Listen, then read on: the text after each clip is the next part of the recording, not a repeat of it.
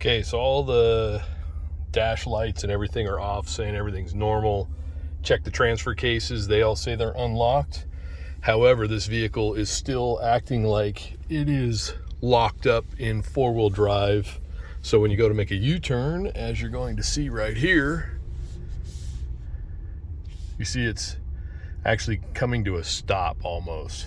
So you got to give it gas to kind of keep it. I don't know if you heard that, it slipped.